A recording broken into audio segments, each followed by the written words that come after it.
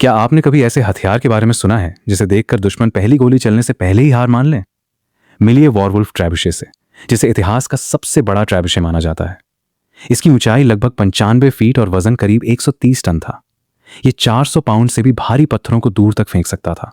आकार का अंदाजा लगाने के लिए इसे सामान्य ट्रैबुशे से तुलना कीजिए, जो खुद भी बहुत विशाल हुआ करते थे। इसे इंग्लैंड के राजा एडवर्ड प्रथम ने स्टर्लिंग किले की घेराबंदी के दौरान बनवाया था। किले के अंदर मौजूद स्कॉटिश सैनिक चारों ओर से घिरे होने और मदद की कोई उम्मीद न होने के बावजूद आत्मसमर्पण करने को तैयार नहीं थे। तब राजा एडवर्ड ने अपने सबसे कुशल इंजीनियरों को इतिहास का सबसे शक्तिशाली घेराबंदी हथियार बनाने का आदेश दिया। ये मशीन इतनी विशाल थी कि इसे तैयार करने में कई महीने लग गए। इसके अलग अलग हिस्सों को गाड़ियों में लादकर युद्ध भूमि तक लाया गया और वहीं जोड़कर बनाया गया। जब स्कॉटिश सैनिकों ने इसे पूरी तरह तैयार होते देखा तो उन्होंने लड़ाई छोड़कर आत्मसमर्पण करने की पेशकश कर दी। लेकिन राजा एडवर्ड ने कहा कि पहले इस हथियार की ताकत दिखाई जाएगी, उसके बाद ही आत्मसमर्पण स्वीकार किया जाएगा। आदेश मिलते ही वॉरवुल्फ से पहला पत्थर दागा गया। विशाल पत्थर किले की दीवारों से टकराया और उसकी सुरक्षा को बुरी तरह तोड़ दिया। कुछ कहानियों में इसकी ऊंचाई लगभग 400 फीट बताई जाती है, लेकिन इतिहासकार इसे बढ़ा चढ़ाकर बताया गया दावा मानते हैं। उनके अनुसार इसकी असली ऊंचाई करीब 90 फीट थी और यह बेहद भारी पत्थरों को जबरदस्त ताकत से फेंक सकता था।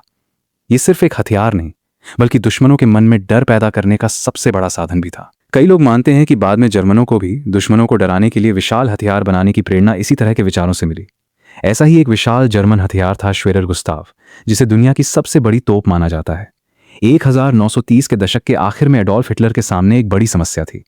फ्रांस ने मैजिनो लाइन नाम की मजबूत किलेबंदी बनाई थी, जिसे तोड़ना लगभग नामुमकिन माना जाता था। इसे नष्ट करने के लिए हिटलर ने दुनिया का सबसे बड़ा तोपखाना बनाने का फैसला किया। उन्होंने क्रुप कंपनी के इंजीनियरों को ऐसा हथियार बनाने का आदेश दिया जो पहले कभी नहीं देखा गया था।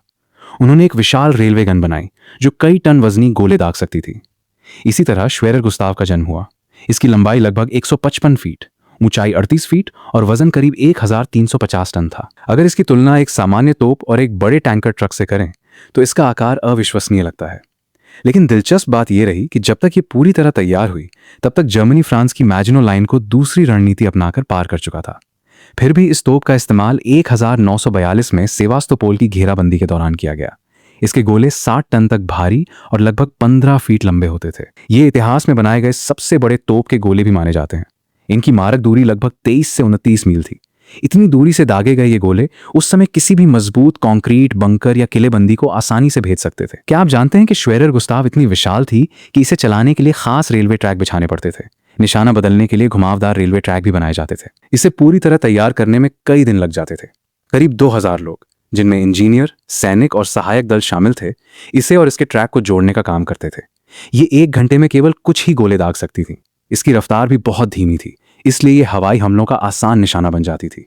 सोचने वाली बात यह है कि जर्मनों ने इसे रेलवे ट्रैक पर ही क्यों बनाया। अगर इसे बड़े टैंक के पहियों पर लगाया जाता तो शायद ये ज्यादा तेज चलती और इसे चलाने के लिए कम लोगों की जरूरत पड़ती। लेकिन कई विशाल हथियारों की तरह गुस्ताव भी असली युद्ध से ज्यादा दुश्मन को डराने का हथियार बनकर रह गई। साल 1945 में जब मित्र देशों की सेनाएं जर्मनी की ओर बढ़ने लगीं, तब ये तोप इतनी बड़ी और भारी थी कि इसे सुरक्षित जगह ले जाना लगभग नामुमकिन हो गया। दुश्मनों के हाथ लगने से पहले ही जर्मन सेना ने इसे खुद ही विस्फोट करके नष्ट कर दिया।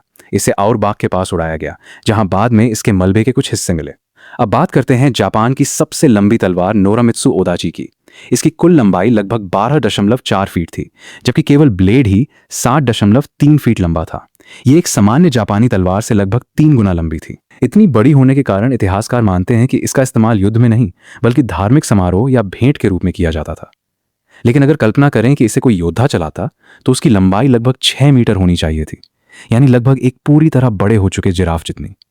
यह तलवार 1447 में नोरामित्सु नाम के एक प्रसिद्ध तलवार निर्माता ने बनाई थी। इतनी विशाल होने के बावजूद इसे अलग अलग जोड़कर नहीं, बल्कि एक ही असली तलवार की तरह तैयार किया गया था। अब मिलिए इससे भी बड़े जापानी ब्लेड हंजिनो ओदाची से, जिसका अर्थ है महान बुराई का विनाश करने वाला ब्लेड। इसकी लंबाई लगभग 15.3 फीट और वजन करीब 165 पाउंड था। लेकिन इसमें पकड़ने वाला हैंडल नहीं था, इसलिए इसे पूरी तरह बनी हुई जापानी तलवार नहीं माना जाता। अब चलते हैं दुनिया की सबसे बड़ी हैंडगन की ओर। यह है रिजार्ड रिवॉल्वर। इसकी लंबाई लगभग 4.2 फीट, ऊंचाई करीब 16 इंच और वजन लगभग 99 पाउंड था, जबकि सामान्य हैंडगन का वजन आमतौर पर 3 पाउंड से भी कम होता है।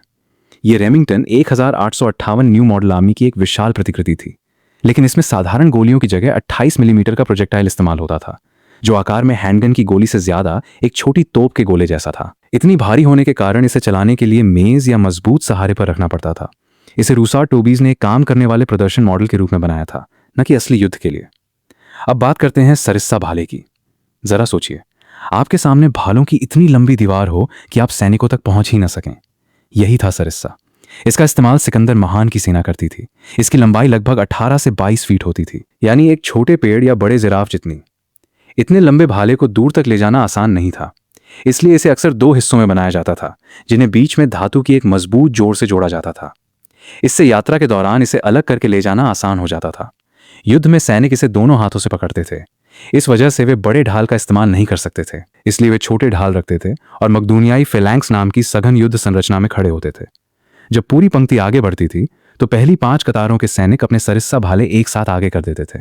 इसका मतलब था कि दुश्मन को सैनिकों तक पहुंचने से पहले नुकीले भालों के पूरे जंगल को पार करना पड़ता था। यही लगभग 20 फीट लंबे भाले सिकंदर महान की सेना की सबसे बड़ी ताकत थे, जिनकी मदद से उसने प्राचीन दुनिया के विशाल हिस्से पर विजय हासिल की। क्या होगा अगर एक मस्कट और एक तोप का मेल हो जाए?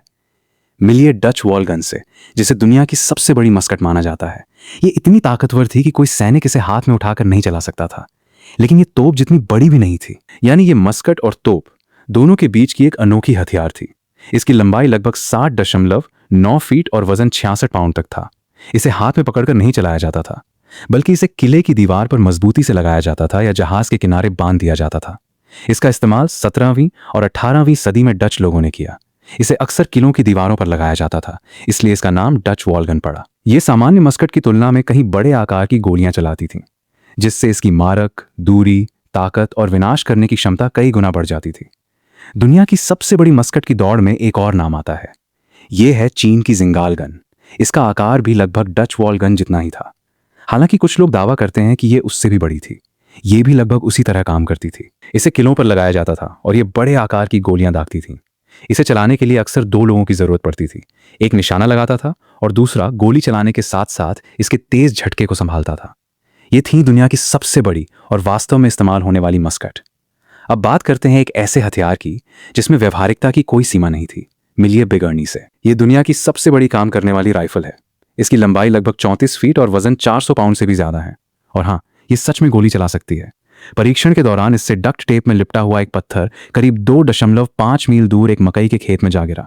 गोली चलने के बाद इसका झटका और धमाका इतना शक्तिशाली था कि बिग अर्नी अपने ट्रक वाले स्टैंड से नीचे गिर गई। इतना ही नहीं, पास के एक फार्म हाउस की खिड़कियां भी टूट गईं।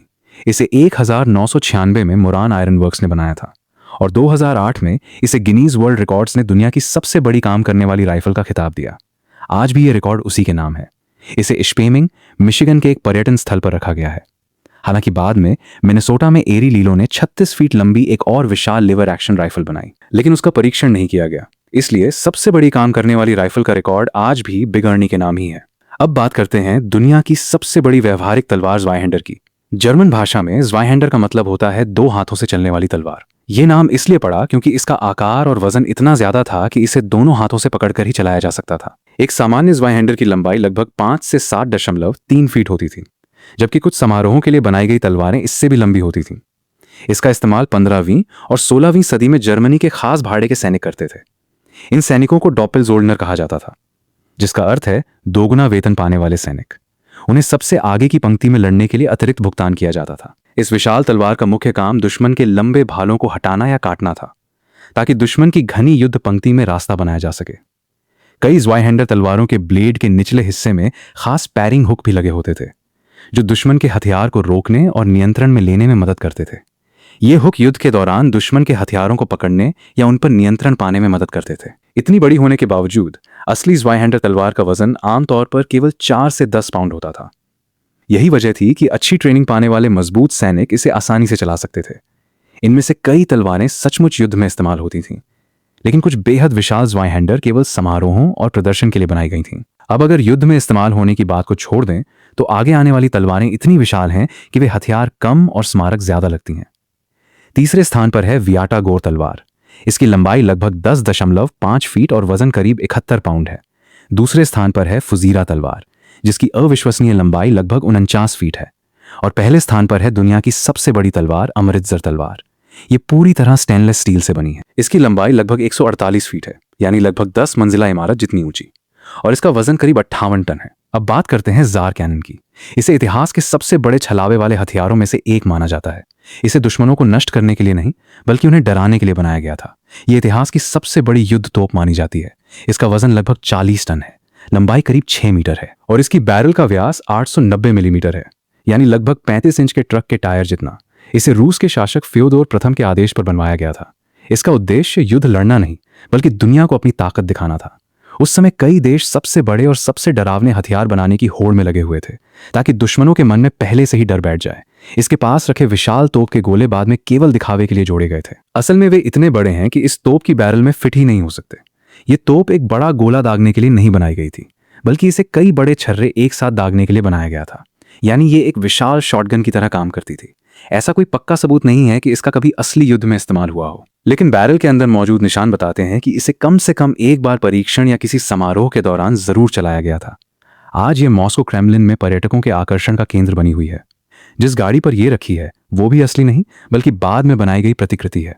इसका मूल आधार कई सदियों पहले ही नष्ट हो चुका था, लेकिन जार कैनन अकेली विशाल तोप नहीं थी। अब मिलिए इसकी सबसे बड़ी प्रतिद्वंद्वी बेसिलिका तोप से। यह इतिहास की दूसरी सबसे बड़ी तोप मानी जाती है। इसकी लंबाई लगभग 27 फीट है, बैरल का व्यास 760 मिलीमीटर है और इसका वजन करीब 19 टन है। सबसे खास बात यह है कि इस तोप का वास्तव में युद्ध में इस्तेमाल किया गया था और इसके पीछे एक बेहद दिलचस्प कहानी छिपी है। रोमन साम्राज्य के पास अपने समय का सबसे विनाशकारी हथियार हासिल करने का मौका था, लेकिन उन्होंने उसे ठुकरा दिया। साल 1452 में ओरबान नाम के एक हंगेरियन इंजीनियर ने सबसे पहले इस तोप का डिजाइन रोमन साम्राज्य को दिखाया। उन्हें यह विचार पसंद आया, लेकिन उनके पास इतनी बड़ी कांस्य की तोप ढालने के लिए पर्याप्त धन नहीं था, इसलिए उन्होंने ओरबान को वापस भेज दिया। इसके बाद ओरबान सीधे उनके सबसे बड़े दुश्मन के पास पहुंच गया। वो था उस्मानी सुल्तान महमद द्वितीय। जब सुल्तान ने सुना कि यह तोप एक ही गोले में किले की दीवारें गिरा सकती है, तो उन्होंने बिना देर किए इसके निर्माण के लिए तुरंत धन दे दिया। साल 1453 तक यह विशाल तोप पूरी तरह तैयार हो चुकी थी। सुल्तान महमद द्वितीय ने इसे सीधे कॉन्स्टेंटिनोपल की दीवारों की ओर मोड़ने का आदेश दिया। फिर गोलाबारी शुरू हुई। हजारों सालों तक शहर की रक्षा करने वाली मजबूत दीवारें इस तोप के सामने ज्यादा देर तक टिक नहीं सकीं। आखिरकार कॉन्स्टेंटिनोपल पर कब्जा हो गया और इसके साथ ही रोमन साम्राज्य का अंत हो गया। जिस हथियार को रोमनों ने बनाने से मना कर दिया था, आखिर वही हथियार उनके पतन का कारण बन गया। अब देखिए एक सामान्य शॉटगन, और अब मिलिए दुनिया की सबसे बड़ी शॉटगन से। इसे पंट गन कहा जाता था। इसकी लंबाई लगभग 10 फीट तक होती थी और इसका वजन लगभग 100 पाउंड तक पहुंच जाता था। इसमें इस्तेमाल होने वाले कारतूस का व्यास लगभग 2 इंच होता था। इतनी भारी बंदूक को कंधे पर रखकर चलाना असंभव था। अगर कोई ऐसा करता तो उसका कंधा शायद बच ही नहीं पाता। इसलिए इसे एक छोटी नाव पर मजबूती से लगाया जाता था। उस नाव को पंट कहा जाता था। इसी वजह से इसका नाम पंट गन पड़ा। दिलचस्प बात यह है कि इसे युद्ध के लिए नहीं बनाया गया था, बल्कि इसका इस्तेमाल पक्षियों का शिकार करने के लिए होता था। लेकिन शिकार करने का तरीका भी बिल्कुल अलग था। शिकारी अपनी नाव को धीरे धीरे पानी में तैरते हुए पक्षियों के झुंड के पास ले जाते थे।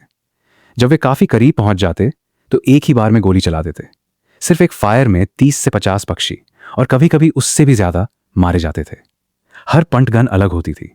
इन्हें किसी तय डिजाइन से नहीं बनाया जाता था। हर बंदूक एक कुशल कारीगर द्वारा खास तौर पर उस शिकारी और उसकी नाव के अनुसार तैयार की जाती थी। उसकी लंबाई, बैरल और लगाने का तरीका भी अलग अलग होता था। इसे चलाने के लिए कम से कम 2 लोगों की जरूरत पड़ती थी। एक नाव चलाकर सही जगह तक पहुंचाता था और दूसरा निशाना लगाकर गोली चलाता था। गोली चलने के बाद इसका झटका इतना जोरदार होता था कि पूरी नाव कई फीट पीछे की ओर खिसक जाती थी। यह बंदूक इतनी खतरनाक साबित हुई कि ब्रिटेन और अमेरिका में पक्षियों की संख्या तेजी से घटने लगी। आखिरकार सरकारों को बीच में आना पड़ा और इसी हथियार की वजह से वन्यजीव संरक्षण से जुड़े शुरुआती कानून बनाए गए। बाद में अधिकांश देशों में पंट गन पर प्रतिबंध लगा दिया गया। आज ये बंदूकें ज्यादातर संग्रहालयों या निजी संग्रहों में ही देखने को मिलती हैं।